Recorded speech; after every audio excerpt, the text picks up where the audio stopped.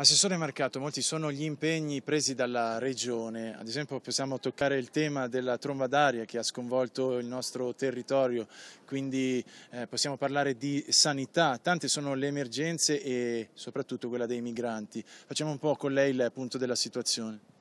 Sì, diciamo che l'agenda politica l'ha dettata questo tornado devastante che ha davvero messo a repentaglio tutta la riviera del Brenta.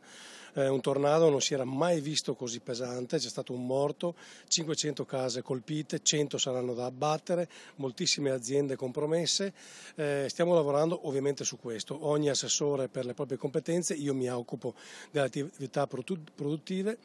Ho già fatto un sopralluogo, ho richiesto alle varie associazioni di mandarmi lo stato dell'arte e quindi quantificare i danni sia diretti che indiretti, tutto l'indotto, per capire di quale entità stiamo parlando. Comunque da un primo bilancio siamo oltre i 100 milioni di euro di danni complessivi.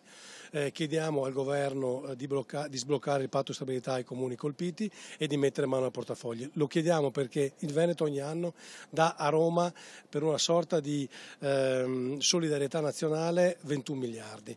Non chiediamo ovviamente 21 miliardi, ce ne bastano molti meno, però un segnale va dato. Chiediamo una piccolissima parte dei soldi che noi ogni anno diamo a questo Paese per il benessere di tutti.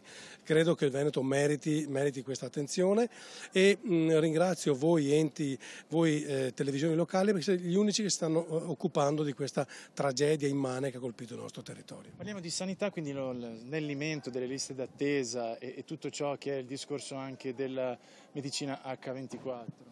Sì, allora l'obiettivo che ha questa amministrazione è quella di arrivare ad azzerare o quasi le liste d'attesa. È un impegno politico che ci siamo presi in campagna elettorale, l'ha ribadito il Presidente Luca Zaia nel primo Consiglio e su questo l'assessore Coletto ci sta lavorando con grande dedizione e con grande passione. Mi permetto di tirare simpaticamente le orecchie, ora i migranti possono effettivamente essere impiegati, stanno dando una mano comunque per quanto riguarda le macerie, i detriti e quindi stanno ringraziando a modo loro il Veneto per l'ospitalità. Sembra quasi, tra virgolette, non sia più un problema? No, a parte il fatto che io non ho visto migliaia di clandestini o di extracomunitari a raccogliere, io francamente non li ho visti. Ce ne sarà qualcuno, ma insomma non fanno statistica. Il problema rimane, le tensioni si stanno acuendo e qui c'è la responsabilità gravissima di un governo che preferisce curare anziché prevenire. Noi lo diciamo da mesi, anni, e si sta rivelando purtroppo quello che noi dicevamo, la nostra preoccupazione. Le tensioni sociali stanno aumentando e stanno aumentando non solo fra clandestini e locali e padovani e trevigiani e vicentini e veneti in generale, ma sta aumentando addirittura fra di loro. Quello è il problema vero. Quindi abbiamo tensioni all'interno delle tendopoli. Non so, continuiamo così, continuiamo a far finta di nulla con questa falsa accoglienza che non rispetta i diritti umani e non rispetta i cittadini italiani.